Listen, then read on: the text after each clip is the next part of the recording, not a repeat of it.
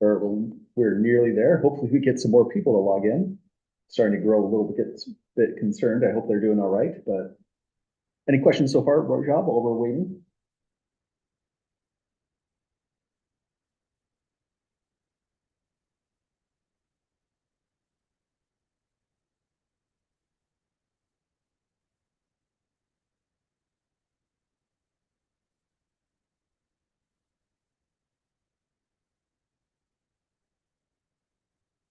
Well, it looks like it's time to start. I'd say welcome back, everyone, but it looks like it's just you and me today, Rajab. Any questions before we get started?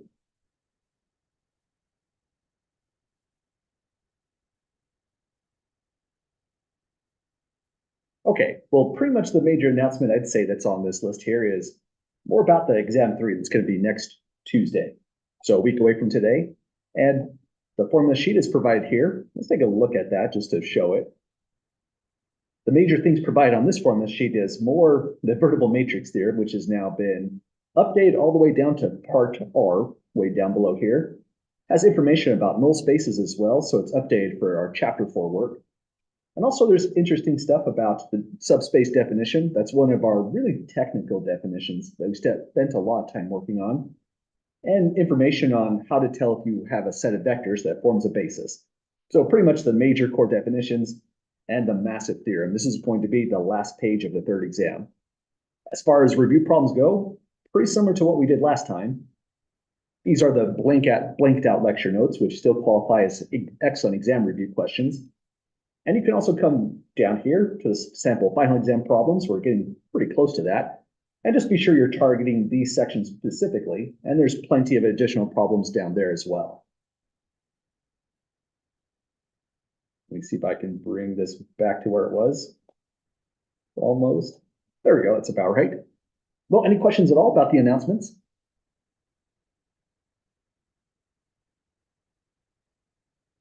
Okay, well, let's get started then.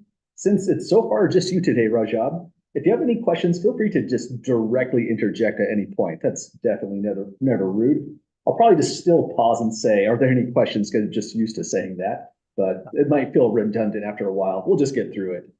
Yep. But any Did questions you, at the moment? there's no one in person or No one in person. It's a oh, complete empty room. Kind of weird in a way, but mhm. we get through it somehow, I'm, some way. I'm sorry I couldn't make it in person. Oh no, no worries at all. I understand that both you and Saul are usually in Pocatello on Tuesdays, so no worries at all. But let's give this a try then. So here's our major section on breaking into eigenvectors and eigenvalues in chapter 5. We're not going too far into chapter 5. We're only taking on sections 5.1, 5.2, 5.3, which is the major stuff you would need in most engineering courses dealing with eigenvectors, eigenvalues. After we're done with chapter 5, we're going to be moving into chapter 6, looking into the geometry of vector spaces. But before we get started, let's start breaking down what in the world do we mean by eigenvectors, eigenvalues. Let me first fix my pens here.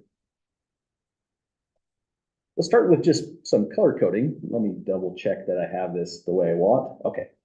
We're going to make green be the eigenvector, or excuse me, the eigenvalue. And this right here is a scalar, commonly denoted by lambda. So if you see lambda, we're not talking about half-life, say in a college algebra course. We're just talking about the eigenvalue. And let's say here, lambda may be zero. Zero is a real number, a scalar. So lambda has a potential of being zero. And now this next portion is for the eigenvectors. It's clear that this is a vector as it's indicated, but let's say something special about this. The eigenvector doesn't have a special symbol like lambda. It could be x, u, v, whatever you might have. Let's just call it x. So x is a vector in Rn. And this is the most important takeaway. That's why there's a little bit of space right here. The most important thing to think about whenever you're considering eigenvectors and eigenvalues is this stipulation right here. X can never be the zero vector if we're calling it an eigenvector. So we'll harp on this a lot as we go through the notes. That's, again, really confusing because lambda can be zero as an eigenvalue, as a scalar, but as an eigenvector, it's completely forbidden that that's ever the zero vector. It's honestly kind of easy to forget that fact. So again, we'll make a big deal out of it. So that's the setup. And pretty much example one is more of just a warm-up kind of problem, getting used to a matrix times a vector and thinking of these two things, eigenvectors, eigenvalues. On my notes, I did want to make one small change here. Let's call this 1, 1. More interesting if we make it, say, a 1, 2. So let me put that in red to denote the quick change on this. So it says, let A be this square matrix. That's important already. Let's make a comment about that. If you're talking about eigenvectors and eigenvalues, we require a n by n matrix. So we have to be dealing with square matrices.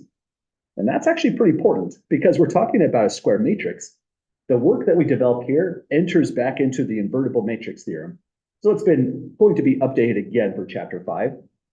So now getting back on track, we have a square matrix, so it makes sense to think about eigenvectors, eigenvalues. So here's two random vectors, one of which we changed out of nowhere. And it says, discuss the results of AU and AV.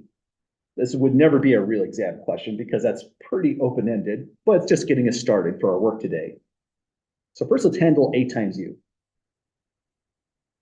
Just kind of relaxing review work on a matrix times a vector. We'll take 4, 1, negative 2, 1, and the vector U goes 2, 1. Now, when we multiply this matrix times a vector, something kind of unusual happens. And I'm not sure if this has really ever happened when we did this kind of multiplication. We'd have to look at everything we've done but in the past to see. But first we'll have 4 by 2 for an 8. Minus 2 gets us down to 6 for the first entry. Then for the next multiplication, we'll have 2 plus a 1 for a 3. And here's where it ends. We get 6, 3. Doesn't look like anything super special, except you can do something with that 6, 3. Look, notice it has a great common multiple of 3. So if we pull that out, I said that weird, a common factor of 3, a greatest common factor. If we factor out that scalar, we'll get a 2, 1. And now we do see something kind of unusual. This 3 is now multiplying the original vector u. And whenever that happens, that vector u, if you can reproduce it right here, you have an honest eigenvector. This is what it would look like. The eigenvalue was noticed right here, coming down over there. So that's the scalar that corresponds to u as an eigenvector. But always double check, whether you call it x, u, v, whatever you have, it cannot be the zero vector. It's not, so we're in good shape. So here's our conclusion on this one. This is where it says discuss the results, so we're discussing it. U is an eigenvector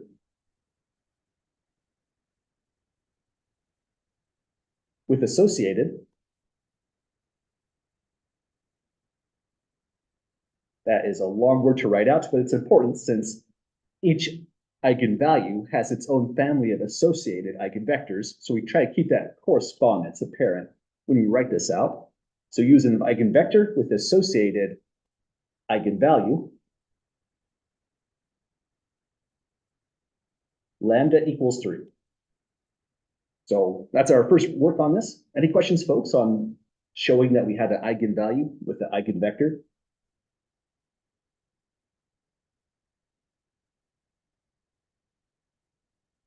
Okay, now this is what it looks like analytically, just doing the pure algebra on this.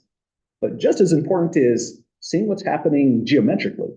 These are not easy for me to draw, but let's do our best. It's a little bit easier because this is in R2, a much easier space for me to plot. And in R2, we started with the vector u, which was 2, 1. There it is. So it would be right over here. So here's where u lands. Next, when we multiplied a times u, we got 6, 3, but that was just a rescaling of u. So let's put that in. 1, 2, 3, 4, 5, 6, somewhere over there. and then 2, 3. So it's about right there. I'm not plotting it perfectly.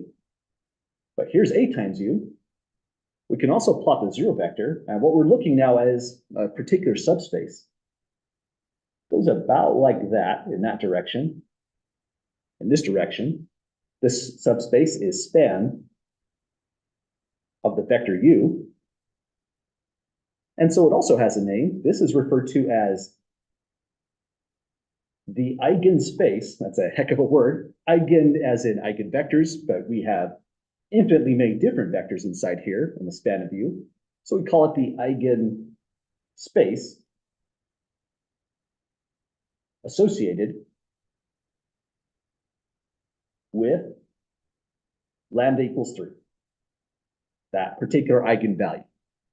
So there are infinitely many different vectors inside here, and every one of them, almost every one of them, is an eigenvector with the same eigenvalue 3. So take any vector whatsoever, maybe it's this one. If you multiply this by that matrix A, you're just rescaling it and ending up further down the line. So that's what's happening with eigenvalues and eigenvector pairs. So watch out for this one. That one right here is the zero vector. That is the only vector in this eigenspace that would not be considered a real eigenvector. Well, that's the setup for A times U and the geometry behind it. Any questions or comments or observations about it?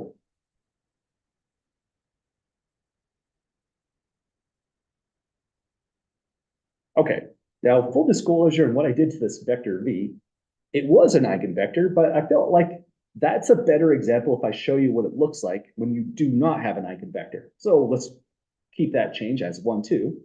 We'll discuss the results of now A times V and see what happens. So take A times V. A is 4, 1, negative 2, 1. The vector V goes, I forgot, 1, 2, there it is. Now multiplying this time, we get a result that is, let's see here. First we'll have 4, then minus 4, producing a 0. Next is going to be 1 plus a 2, producing a 3. So we got to 0, 3. And now for thinking of what we did before, we wonder, can we reproduce something like this, where it's been smacked with a yellow highlighter? Can we get some kind of scalar out? Well, maybe you could factor out a 3, right? But the kind of factoring you want to do is the type of factoring that does this. We want to know if we can put a scalar right in front, exhibiting the same vector 2, 1, or in this case, 1, 2. So let's write out, does this equal to some value lambda multiplying the original vector from right here, the vector V, which is 1, 2. And taking a look at this, well, the only way to get a 0 right here is lambda would have to be 0 itself. So, well, that could happen. But if you make lambda 0 and you multiply this scalar, you're getting a 0, not a 3. So there's no way you can potentially put in anything right here and make that equation true. Like we were able to do right here, that wasn't so bad. That's when you have a real eigenvalue, eigenvector pair. But down here, what I would say to finish off this one is that this is not equal to, let's see if I can make that a little bit more apparent. It's not equal to lambda times 1, 2 for any value of lambda. It's a scalar, so we would say in R. And that means, unlike with what happened up here with A times U, A times V can never produce that same kind of scalar multiple. And so we say here, V is not an eigenvector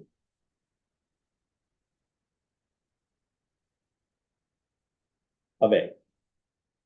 Well, those are our two big examples before we get into the definitions, get some theorems and all that good stuff you expect in a linear algebra class. Any questions or comments, folks, with any of those two multiplications? So I have a question. So what if we don't have the vector? Can we still find out that if lambda is the eigenvalue, eigenvector or eigenvalue? Yes, absolutely. We have some theorems that are going to say, if you're just given this matrix right here, and let's say none of that's provided, but you have candidates like lambda equals 3, lambda equals 1, we have ways to tell if one or the other might be a real eigenvalue. And then when we go to section 5.2, we'll see how to actually produce those eigenvalues. The hint is we use determinants a lot to build out a characteristic equation, solve a polynomial equation, and that'll produce the eigenvalues. But yeah, even if there's no eigenvectors given, we can still test out whether those will be the right eigenvalues in the results down below. So just for a really quick preview, the major result is this right here. This is how we're going to test if we actually have an eigenvalue. And then in section 5.2, we're just going to reuse that equation and use it to actually find the eigenvalues. So that's what we're going for so far. It's a lot of scrolling to get back up here. Other questions at the moment? Thanks so much.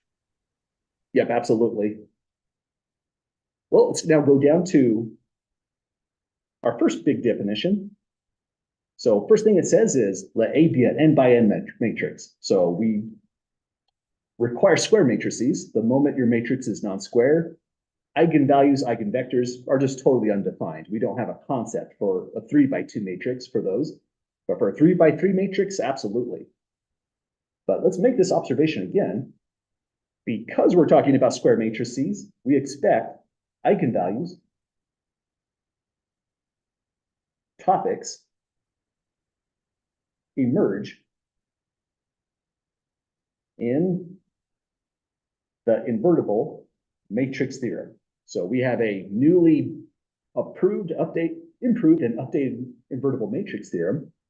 But first, here's the definition in action. Let's maybe make that bigger. So if you have an n by n matrix and have this equation holding that A times x equals lambda x, where you further know that lambda is not zero, not the zero as a vector, then you can say that this x, which emerges on the right-hand side of the equation as well, is an eigenvector, and this lambda right here is the associated eigenvalue that goes with x. Again, that's what is so important as a concept that we ought to just box that out for even more emphasis. So let's test this out. On example 2, we have another eigenvector, -5, 2, 1. Well, supposedly, it says determine if it's an eigenvector. We'll do the same for u over here, and the state associate eigenvalues for the vectors that really are eigenvectors. Really, example 2 is redoing example 1, but now we have the full definition at our disposal, larger matrix to work with. So we'll practice out what's happening on this one. First, any questions, folks, with the definition? Okay, let's give this a try. So it says first, determine if this vector x is an eigenvector of A. So that's not too bad. Anytime you see that question, all you're going to do is take A times x to start, and then we have to do some clever factoring to see if we can reveal a true eigenvalue. Let's work this one out carefully. It goes 1, 0, 1, 0, -2, -2, 5, 4, 9. Then it's multiplied by a vector x, -5, 2, 1.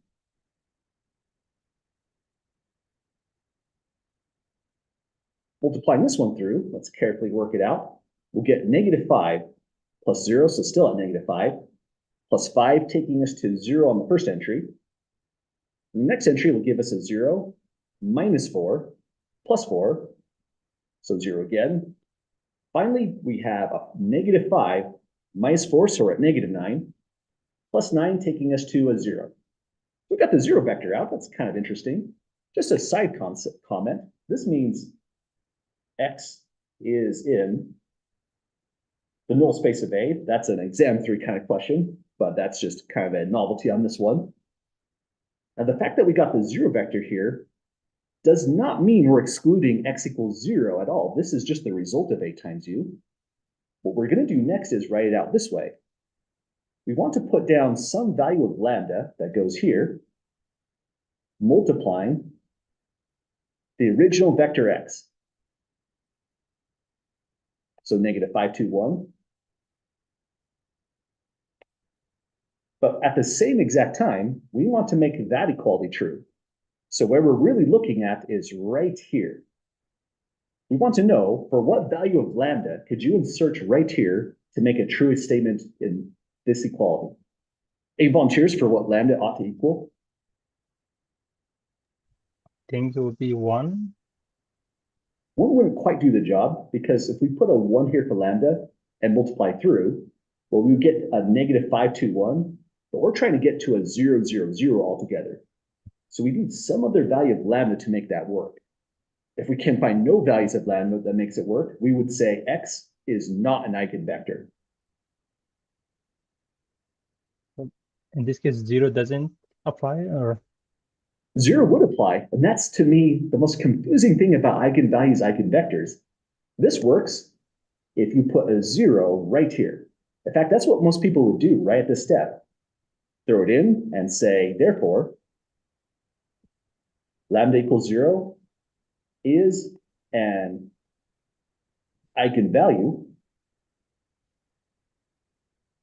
and x is, instead of saying it's associated eigenvector, I'll paraphrase that often to just saying x is its eigenvector. And again, this is really, really confusing. That's why we're kind of going slow at the very start of section 5.1.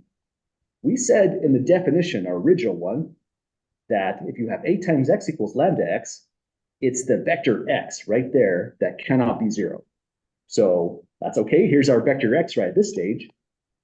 And let me just put in another equation just for emphasis. This is 0 times x. So x was never the 0 vector, but lambda as a scalar is allowed to be 0. And that's, again, pretty confusing. You know, it might actually help if I change the color coding here to blue, but that'll work. We'll just leave it like that. So again, these are pretty confusing problems. It's always good to go slow when you're first looking into section 5.1. But any questions at all, folks, with the conclusion on the first one here?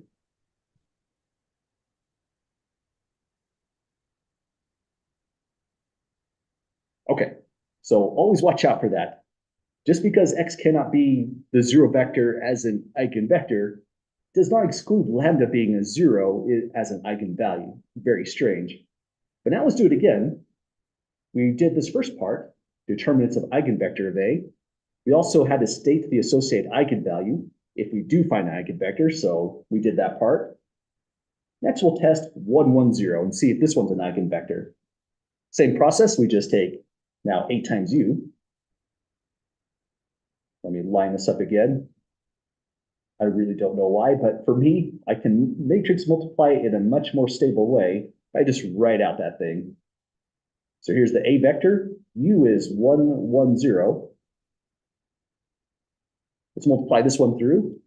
Across row 1, we're going to get 1 plus a 0 plus a 0. So 1 to start. As it stands, this could be an eigenvalue. You could put lambda equals 1 right here to make it hold. But we have to see what happens with the remaining entries. For the second row, we'll have 0 minus 2 plus 0, so negative 2 in total. Finally, we have 1 minus 2 for a negative 1 plus 0, so negative 1. And our whole objective here is to try to make this vector the result of some lambda multiplying not this one, but the original vector u, which was 1, 1, 0. So we want some value of lambda that's going to make this portion right here true. Now, to line up row 1 to row 1 here, the only value for lambda that would actually work is lambda equals 1. But if you put a 1 right here, multiply here to here, you get a positive 1 again, you're never going to get a negative 2. So that tells us when we come back here, we should put a not equals and say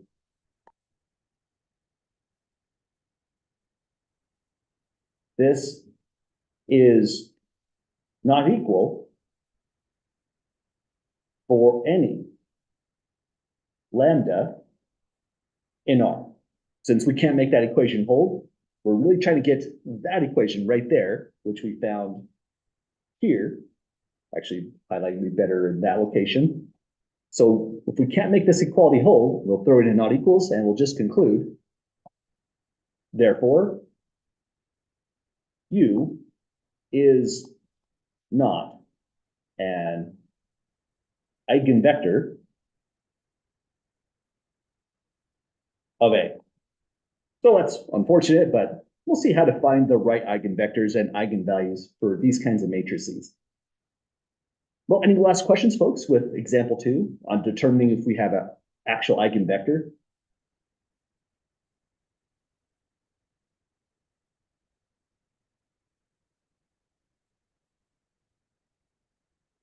Okay, well, let's proceed through the notes.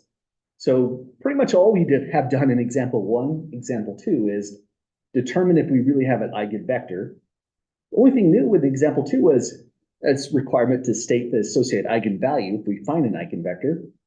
But now we need a way to test, do we have an eigenvalue itself? To get to that result, we need this theorem right here. It says lambda is an eigenvalue of a square n by n matrix. If and only if, that statement there means the logic goes both ways. The equation a minus lambda I x equals 0 has a non-trivial solution. And that right there is kind of unusual. Usually what we've been wanting is statements of a homogeneous equation has only the trivial solution, because then it would have told us the columns of this matrix are linearly independent. It seems like when you do linear algebra, linear independence, invertibility of matrices is the most important thing of all, but that's not actually true. If you're studying eigenvalues and eigenvectors, you now want linear dependence right here. You're looking for non-trivial solutions. So we're flipping everything on its head. It's kind of amazing in a way. What we're going to do with example 3 is just test if it's true. This is important for us because the purpose to example 3 is a reminder about this equation right here. That's the most important equation, I'd say, in all of chapter 5, because it's the full description of when we have an eigenvalue, eigenvector pair. Just don't forget that requirement to x is not the 0 vector. So we're going to verify this theorem by doing a derivation. And here's pretty much how it goes. For the if and only if, I'm going to just abbreviate that to this symbol. If it goes just right, though, that's not if and only if, that's if P then Q. So to make this a logically equivalence, statement on the left is now logically equivalent with the statement on the right. That's our if and only if symbol, that bidirectional arrow. So let's start by saying on the left-hand side, lambda is an eigenvalue of A. So let lambda be an eigenvalue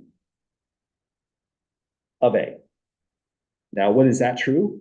That will be true if and only if A times X equals lambda X.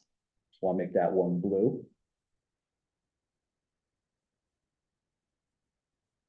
And we have the major requirement where X cannot be the 0 vector. So that's our first step. All we've done is we've written down the definition for when we have an eigenvalue. This kind of content won't be on the third exam, but this is definitely a final exam kind of thing where this equation is going to come up here and there. Well, I might not ask you to verify a theorem, so it's not really a proof course. But the reason we're doing a proof is the reminder of the utmost importance in knowing that equation right there. So that's our first statement. Having an eigenvalue will occur if and only if that equation isn't true. And now let's start stacking more if and only if statements. This is a matrix equation, and that was kind of the major goal. Well, not the major goal, but a very big competing goal in chapter 2 was to deal with matrix equations. Now we can do some of the normal stuff. What I would want to do is subtract lambda x from both sides, but even before then, you can put ax equals lambda multiplying the identity matrix I times X. This is allowed because if you multiply an n by n identity matrix with a vector, you just get that vector right back. So inserting the identity matrix isn't changing equality right here. And the reason we need to do that is we're going for that statement where there's a lambda I. So we just subtract lambda times I times X from both sides of the equation. Because that's also reversible, we can say that the last equation is true if and only if this new equation is true.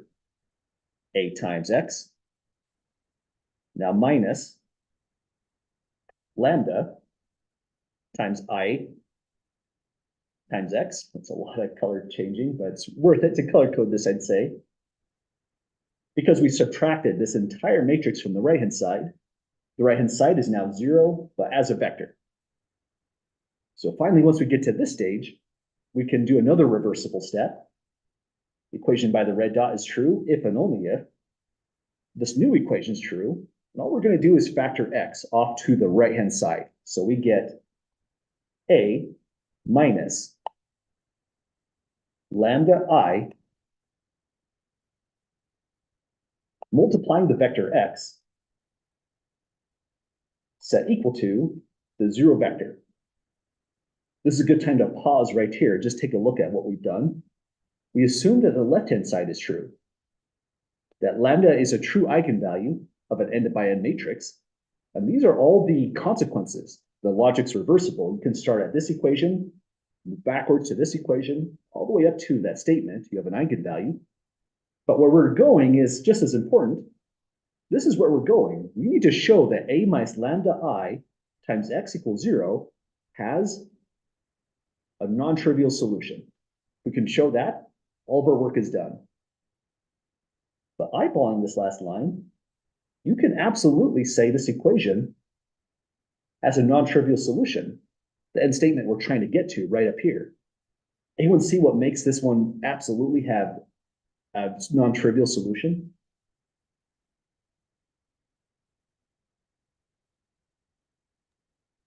So it's equal to, oh, never mind. It's kind of subtle in a way, and it's really because of this right here. The moment we said that AX equals lambda X, where X is not equal to 0, that meant this equation had a non-trivial solution. And really all we did to it was algebraically manipulate it into a new form, but it still satisfies that property. That X is not equal to the 0 vector. So the last line we can say is this will happen if and only if A minus lambda I X set to the 0 vector has a non-trivial solution. So the moment we said non-trivial solution, it was connecting up with that statement right here. Now everything we wrote here can be reversed. In other words, if you started with this statement, A minus lambda IX has a non-trivial solution, you're way down here, then keep on moving upwards, do the algebraic maneuvers we did, but in reverse, you'll finally come right here, where X is not the 0 vector, but the moment you say X is not a 0 vector, you're back here. That means lambda is a true eigenvalue, and X is an eigenvector, and now you're at this stage of the logic. So the moment you form that equation right there and exhibit there's a non-trivial solution, in other words, A minus lambda I has linearly dependent columns, it's non-invertible, and all the other statements in the vertical matrix theorem, you automatically will know you've got an eigenvalue. So this theorem tells us how to test if we have eigenvalues or not. And we're going to finally tune it in chapter 2 to address how to compute the eigenvalues. But first, any questions, folks, with this theorem here?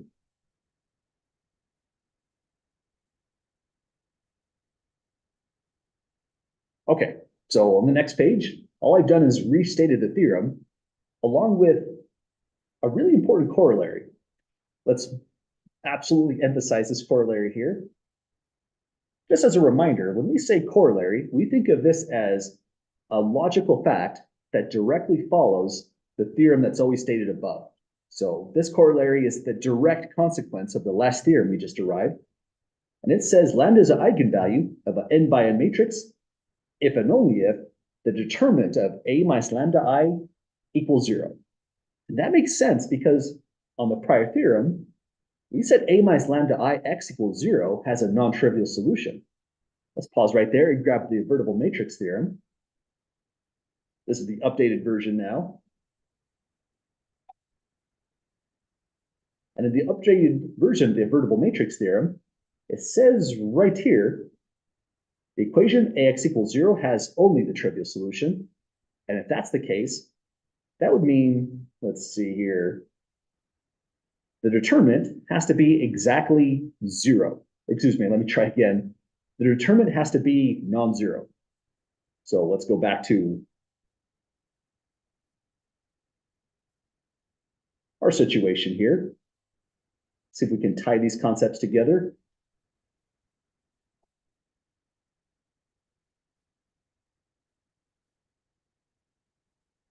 Sorry, just moving the windows a little bit here. There we go. So the corollary says lambda is an eigenvalue if and only that determinant equals 0. So the determinant equaling 0 right here means this has non-trivial solutions. We have to negate that statement. But that was exactly the content of this theorem. So it looks like finding an eigenvalue is going to boil down to what are the solutions to that equation. That's what we're going to work on heavily in section 5.2. But for the moment in this section, we're just going to use this corollary to test if, say, lambda equals 3 is an eigenvalue of that associated matrix. So that's where we're at so far. And this is the big takeaway. After you see the definition for eigenvalues, eigenvectors, I would say that's corollary is the next most important thing in chapter 5 so far. Well, any questions about that corollary at the moment?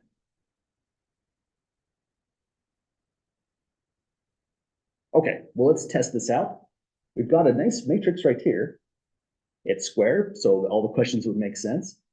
We want to determine if lambda equals -2 is an eigenvalue of that matrix. First, let's put down some interesting work here. You want to take the determinant of A minus lambda I. So the logical thought is you first want to form the matrix A minus lambda I. So you might take this as your first step. A minus lambda I equals, now over here, our lambda value is -2, so this turns into A minus -2 times the identity matrix. So this becomes, I guess we can put down that matrix, say at this stage, 2, 1, 0, 3, -1, 0, 1, 2, 3, that it's going to be plus 2 times I. The identity matrix is 1, 0, 0, 0, 1, 0, 0, 0, 0. And when you really look at this, because of all the zeros here in the identity matrix, there really is a huge shortcut on this very first step. We'll often take this as a shortcut. But let me put down another line just to write it all in. This is 2, 1, 0, 3, -1, 0, 1, 2, 3, plus 2, 0, 0, 0, 2, 0, 0, 0, 2. And the only thing that's going to happen here is you're going to add these 2's into the main diagonal, and the rest of it is just copying. So very often people, when they form A minus lambda I, this is typically their very first step. Go from here, look at the matrix, and just add 2 to the main diagonal is the major go-to step. Let's write that in as we have altogether 4, 1, 0, 3, 1, 0, 1, 2, 5. So these are usually pretty fast to write in because, again, you only change the main diagonal by adding 2 to it. Let's mention that this right here, or let's say maybe, yeah, let's go say it this way. From here to here is a major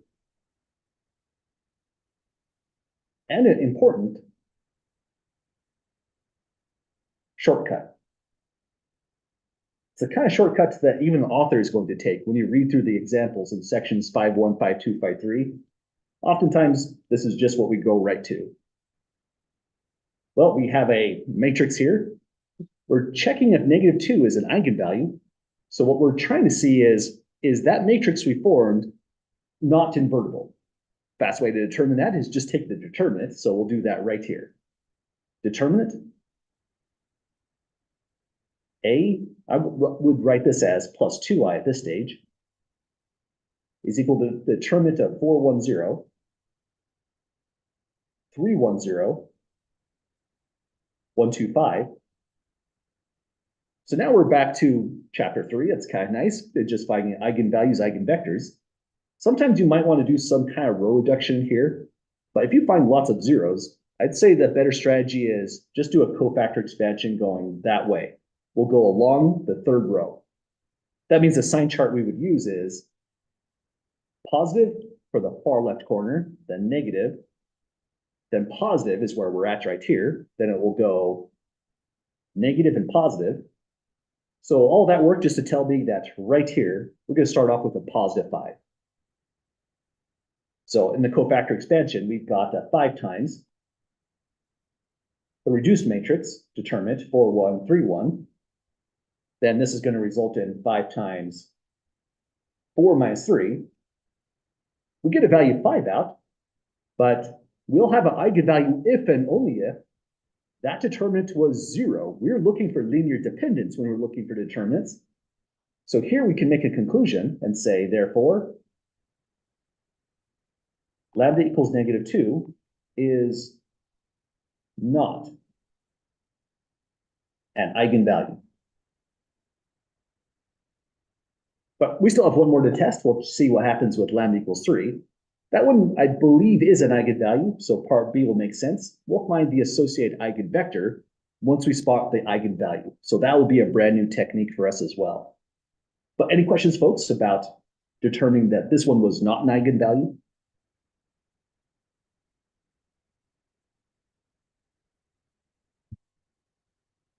Okay, well, let's try it all over again. Same matrix, but new eigenvalue. It's still part A. We're testing 2 things, so let's just move that down and have a feeling it's going to fall into the next page. And now we're going to take a look at A minus lambda I. Let's put in some organization of the notes. This is when we were testing lambda equals -2. And up here, we're testing lambda equals 3. I think that'll make it flow just a little bit better if we come back to read these notes. So if lambda is equal to 3, we'll get A minus 3i. Let me fix that first. And this thing is going to turn into, as a matrix, we're subtracting 3 along the main diagonal. So it'll be -1, 1, 0, 3, -4, 0, 1, 2, 0. And notice you almost don't have to do any real work on this one. When you really have an eigenvalue, you're producing a lot of zeros in the matrix you're working in. And so this one's a fast one. Determinant, A minus 3i, automatically 0. Let's say we did a cofactor expansion across row 3. Or you could just say, well, there cannot be 3 pivots in this matrix. This matrix is not invertible. So by the invertible matrix theorem, it has to be a 0 determinant immediately. But what does this now tell us? That lambda and that value there and that value is an eigenvalue. So we'll say, therefore, lambda equals 3 is an eigenvalue of A. So that was our first way to successfully find a candidate for a real eigenvalue. Any questions, folks, with that conclusion there?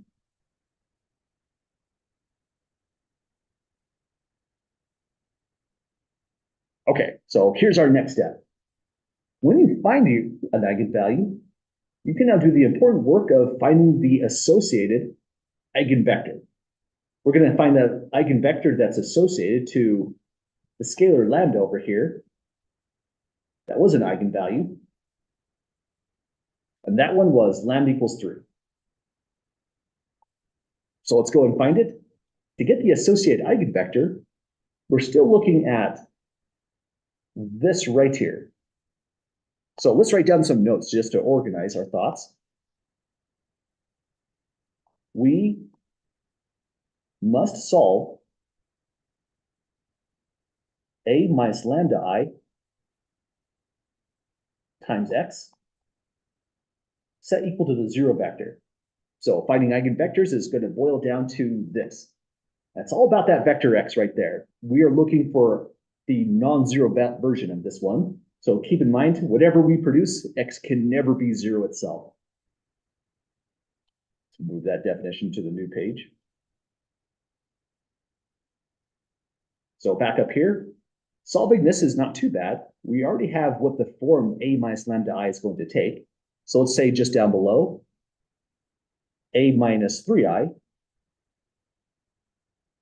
X set to the zero vector, has augmented matrix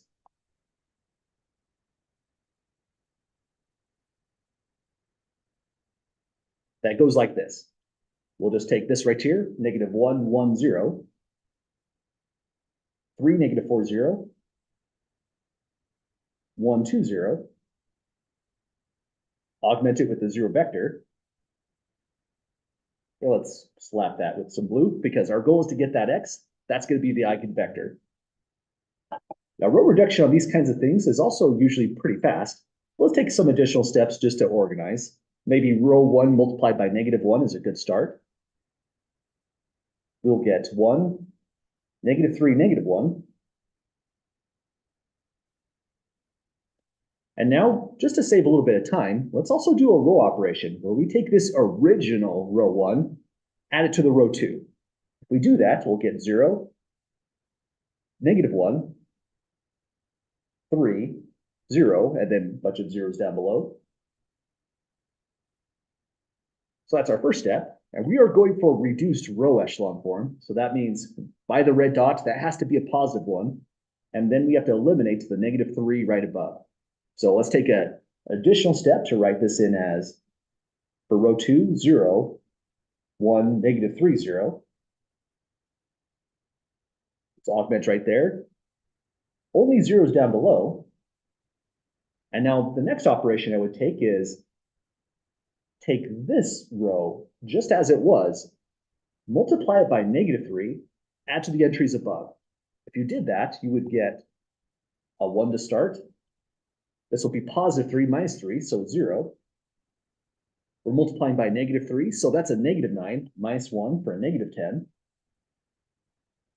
And now we've done it, folks. This is our reduced row echelon form. Any questions at all, folks, on getting to that stage of the reduced matrix? I have a question, but it's not specifically about this one. Oh, that's okay. Yeah. So is there only one? Is there only one eigenvector or eigenvalue for each matrix, or there can be multiple eigenvalues? There can be multiple eigenvalues. In fact, that's a really good question that we can say right here. As far as eigenvalues go, if A is n by n, then the way you would prove this is kind of amazing. We'll see it in section 5.2. You use the fundamental theorem of algebra, which says a polynomial equation of degree n, which is going to be our characteristic polynomial in section 5.2, will have exactly n solutions counted according to their multiplicity. So we have to put in that disclaimer. So for us, this means if A is n by n, there exists n eigenvalues. Some of them might be considered repeats. So we'll say counted or counting multiplicities.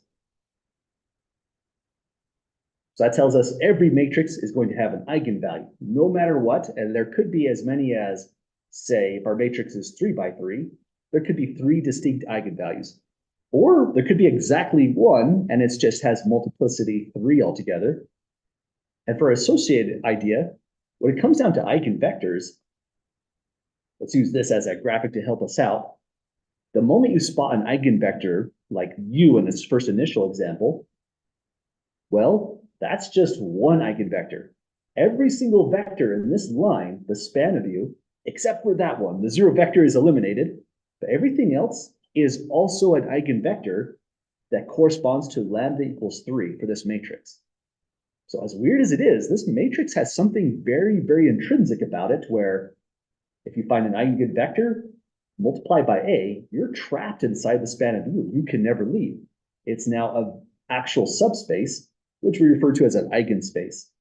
So the short answer to that excellent question about eigenvalues and eigenvectors is yes, every matrix will have an eigenvalue, eigenvector pair. And once you find an eigenvector, there's infinitely many more belonging to the same eigenvalue. But any questions about that so far? Thank you so much. Yeah, absolutely. Well, we're just about done. And when we do this question here, it's also kind of remarkable. This is like section, let me take a look. I believe this is like section 1.5 in solving that equation and writing out your answer in parametric vector form, that thing that we were harping on a whole bunch in the past. So that's all we're really doing right here to find eigenvectors.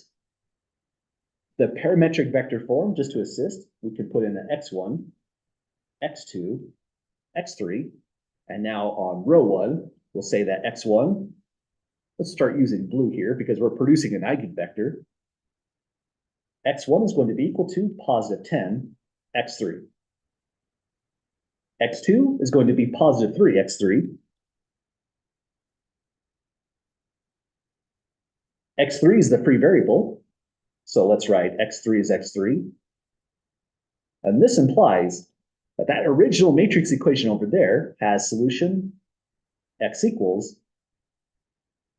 x3 times 10, 3, 1, where x3 is in R. In other words, x3 is just a scalar. So this is what we did in chapter 1, and we've done it again in chapter 4 for null spaces. Any questions to that stage?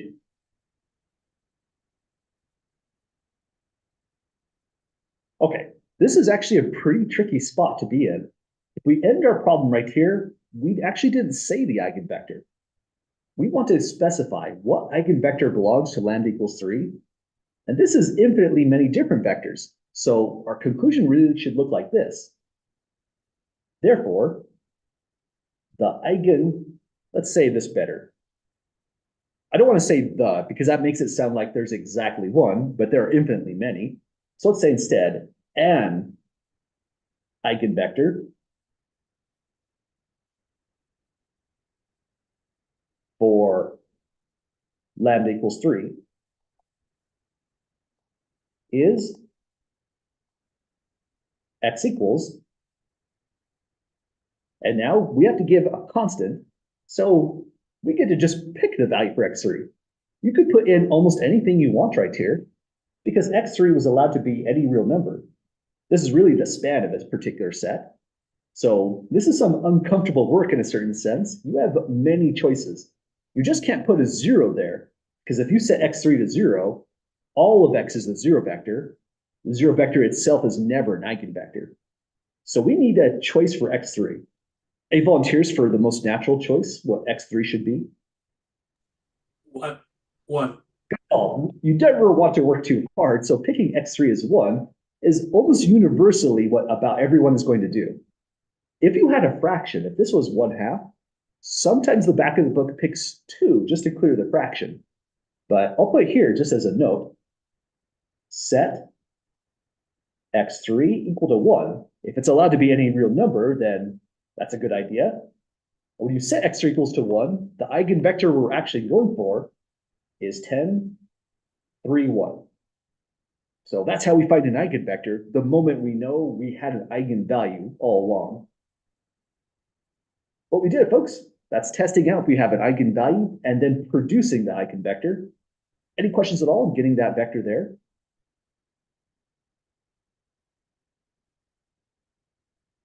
Okay, well, part B is done. I did want to add one additional comment since sometimes we want the eigenvector, just the sole vector, or two vectors or several vectors that goes with lambda equals 3. But other times, the book is going to ask for the actual eigenspace. So if it ever happens, this is what you would be going for. The eigenspace for lambda equals 3 is the span of 10, 3, 1. So again, that has infinitely many different vectors, one of which is the 0 vector. That's the only one that's not the eigenvector. But everything else inside here is an honest eigenvector of that original matrix. And it has basis 10, 3, 1. So that tells us that this eigenspace, because the basis contains exactly one vector, it has dimension 1. That's going to be a really important concept once we get into section 5.3. It turns out our major goal in eigenvalues, eigenvectors is diagonalization. We want to take a matrix, diagonalize it, and determining if we can diagonalize it is all about dimensions. And we took a preview of why we'd want to diagonalize things. This is getting really close to lots of engineering math, whether you're in differential equations, vector calculus. Diagonalization is a massive tool. What this problem has done, these are just additional comments. We are just trying to produce 10, 3, 1. So for the next portion, here we'll actually go for an eigenspace. The definition just repeats that lambda is an eigenvalue of A. Then the set of all solutions right here is going to correspond to a subspace, A minus lambda I of Rn. That's pretty much what we were looking at right here. That's a null space because it came from solving a homogeneous system, having the 0 vector right there. So if you have an eigenvalue of A and you find the null space corresponding to this system, we will call it the eigenspace of A corresponding to lambda.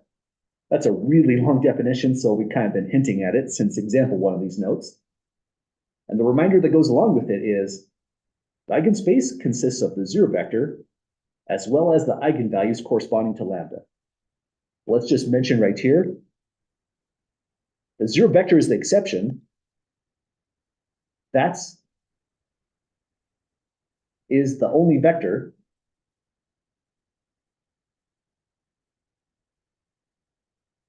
that is not an eigenvector.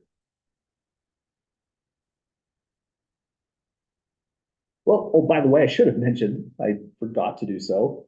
But if you're curious on why we say eigen so often, whether it's eigenvector, eigenvalue, it comes from the German language. And I believe eigen is something that means essentially characteristic or the main important feature. If anyone speaks German, don't hesitate to correct me. I definitely don't. But it does come from the German language. So coming down next, it says we have a brand new matrix A. It's 3 by 3. We'll check if lambda is an eigenvalue. And if it is, we'll find the basis corresponding to its eigenspace. Any questions, folks, before we launch into this one? Okay, well, it's kind of a two-part problem. The first part, verifying that lambda equals 1 is an eigenvalue, really just boils down to doing this work. Let's just color-code it all in green since we're testing for an eigenvalue. Take the determinant of A minus lambda I. So that's the equation we start with. We're throwing a 1 right here, so it's just going to be determinant of A minus 1 times I.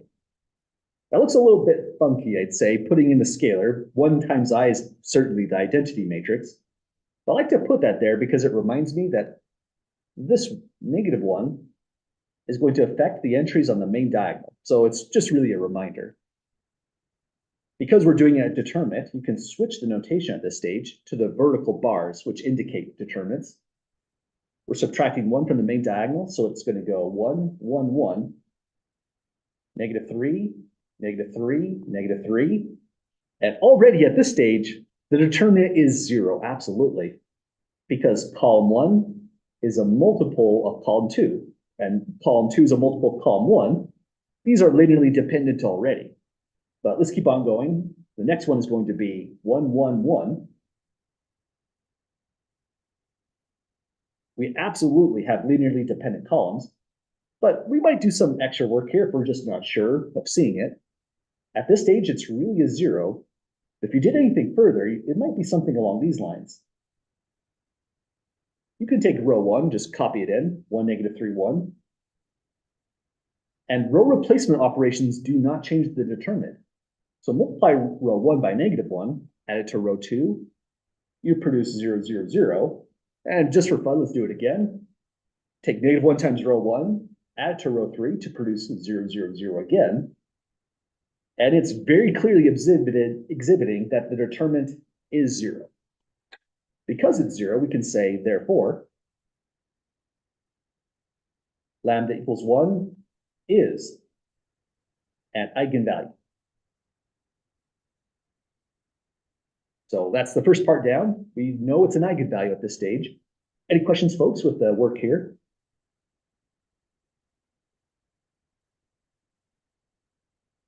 Okay, next we'll go for the basis. When it says find the basis for the corresponding eigenspace, boy, it really feels like we're doing something completely insane, some crazy high-level mathematics, but it really isn't. All we're doing is going back to chapter 1, finding the parametric vector form. That's exactly what we're doing right here. But then the answer is more this. We want to write a result that's going to look like the span of something. Once we have the span of those right vectors, we'll just take those vectors and those will form the basis. So for our next stage, let's convert to blue since it's all about doing this. To find the basis, we need to solve A minus lambda I times x set to the 0 vector. Kind of debating myself on this one. That's the original equation you would use, but I think it might look better if we put in the 1 right here. So let's put that in. I think most people would probably write their math this way. Write this once, but once you get here, we're just using that matrix all over again. So that's what the matrix looks like. And we can augment it for sure. But when you do row reductions, it's always going to just turn to that. We did it once, so we can say has augmented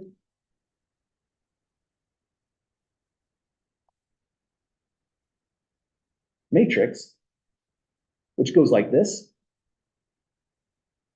1, 1, 1. So all I'm doing is subtracting 1 from the main diagonal again, but that just means we're copying. We've done it once. Negative 3, negative 3, negative 3, 1, 1, 1. Here's a part where it's augmented with the right-hand side. It's a homogeneous equation, so we just throw in the 0 vector, and it's a one-step row reduction. This one comes out as 1, negative 3, 1, 0. Everything below is zeros, much like we did over here on that step. So 8 zeros to copy in. That means we're ready to find the general solution to the system. We'll exhibit it in parametric vector form, and then just write out the basis. So here's x1, x2, x3. On row 1, we can now say that x1 equals 3x2 minus x3. Next, x2, well, that one's free. And likewise, x3 equals x3, since it's free as well. That stage, we are just going to write down that x equals x2 multiplying 3, 1, 0 plus x3 multiplying negative 1, 0, 1. And this already tells us, let's just put this in, where x2, x3 are in R. So we have the parametric vector form for the full solution set to that homogeneous equation. Now, the comment that's not directly targeted to this question would be that the eigenspace for lambda equals 1 is null. A minus 1 times I, which is now the span of 310. I don't think I'm going to fit that in. Let me try again. Let's scroll a touch. Oh, probably not that far. I'll find a way to squeeze it in. Let's make this work. Equals the span of, this has to be a really skinny vector. So 310. Next one is -1, 0, 1. I use the pencil tool here because this, again, isn't our answer. If it says span above or span right here, we're not looking at the basis. There's infinitely many vectors there. But that means we're just one step away from finding the basis. It was really just those two vectors right here without the x2, x3 that we wanted. So our answer that really targets these instructions would go like this. The basis for the eigenspace is not a bad idea to write B, just to remind yourself when you read this again, you're looking at a basis. It goes 310,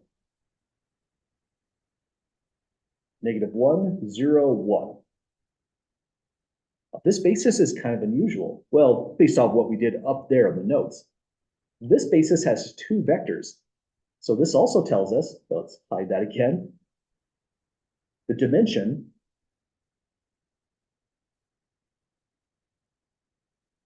or the eigenspace is 2. And that number can tell us whether or not the matrix itself is going to be diagonalizable once we're in section 5.3. So I'll put these notes down because these are the thoughts that we're going to have very shortly. But any questions, folks, with a very full process of getting down that basis here?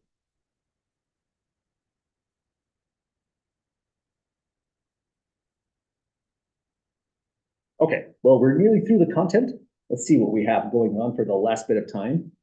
Oh, it's this important reminder. I kind of made a big deal out of this one. Caution, bold, italicized, underlined. Let's even make it more impressive. Why not?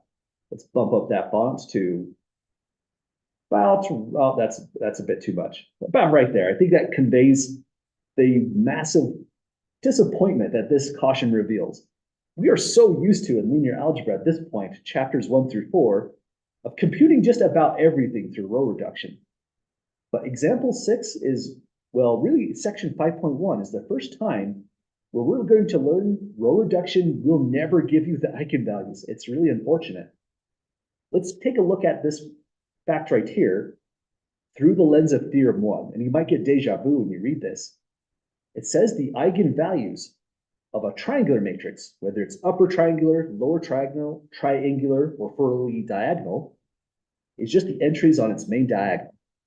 Now, chapter 3 told us if you wanted the determinant of this matrix, you just multiply the entries on the main diagonal as well, because that one is upper triangular.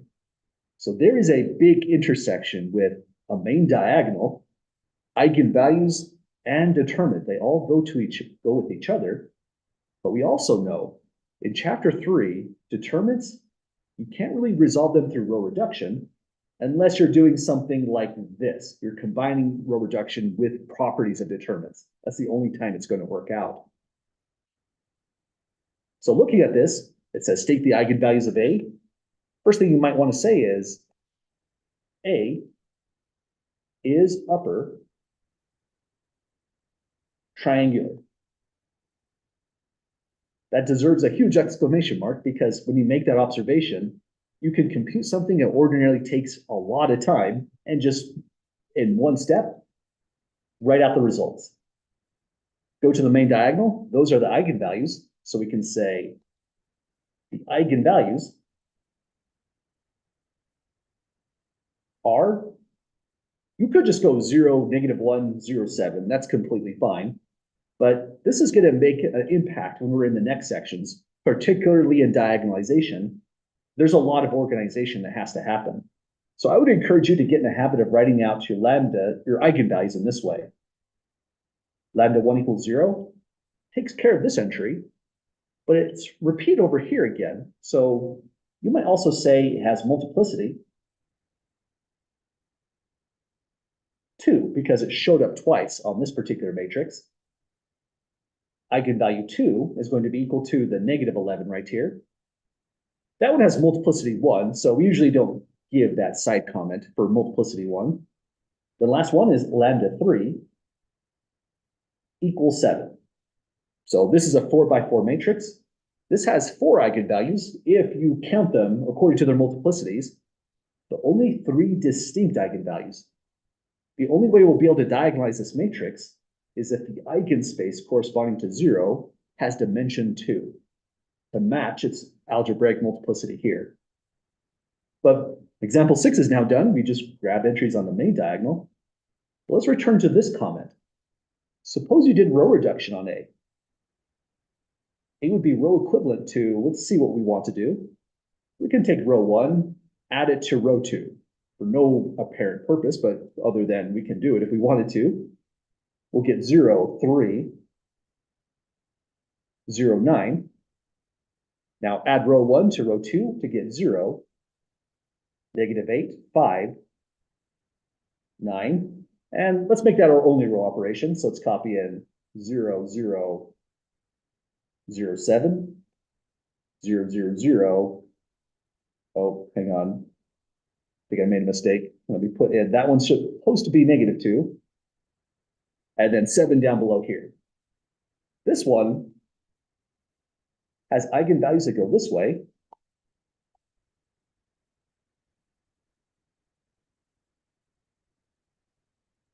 Lambda 1 equals 0 with multiplicity 2, as before. But now lambda 2 equals negative 8, and that was just one row operation where we did a row replacement, the most typical row operation. Next, lambda 3 equals 7, and here's the caution right here.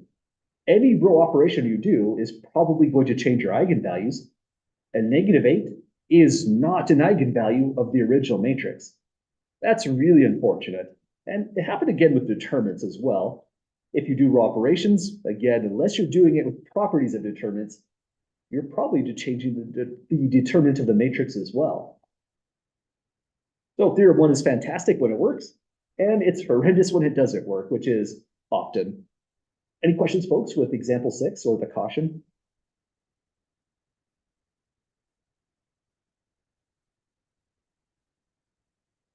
Okay, well, we're just about at the end of the notes. We're going to verify the last theorem on example 7. I don't think we want to try to race through that. What else do we have going on here? And these were just further examples that I personally think are fun if we had the extra time. This content right here are theorems and a corollary that the author presented in section 5.1, but there's no actual homework questions targeting these ideas. In fact, theorem 2 and its corollary comes back in section 5.3. So I put it mostly here for completeness. And I would say at this stage, again, example 7 was really just for fun. This is not a homework question, and I wouldn't ask you to prove theorems on a real exam. At this stage, we could say we've completed section 5.1. This is where the end of the homework would be right here on example 6. So next class, when we come back on Thursday, we'll be looking into section 5.2. But any questions, folks, before we call it a night officially?